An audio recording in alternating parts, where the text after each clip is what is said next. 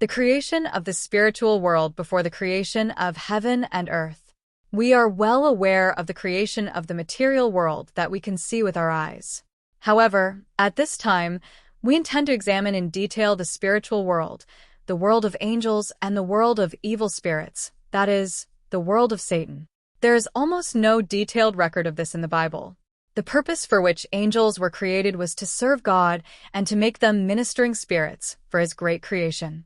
It also speaks partially about the evil spirits and the realm of Satan recorded here and there.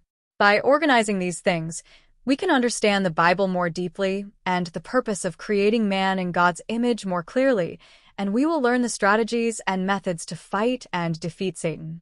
God, the perfect being who exists alone and by His own will, created the spiritual world before He created the material world, the heavens and the earth and all things, that is, before the beginning. The first record of Satan appears in Job chapter 1.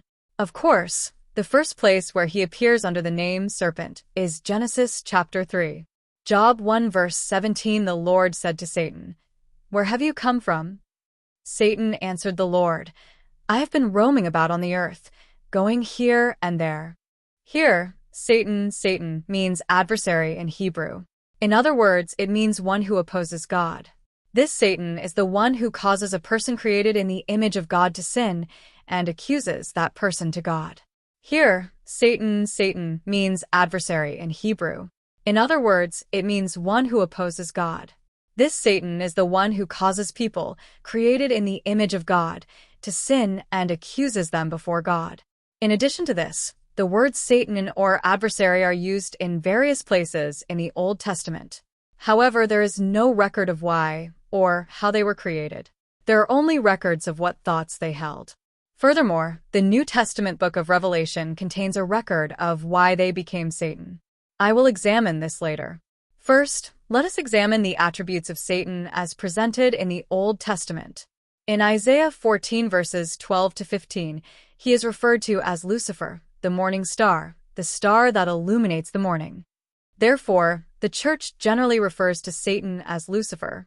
Of course, this is truly a story rebuking the pride of the king of Babylon.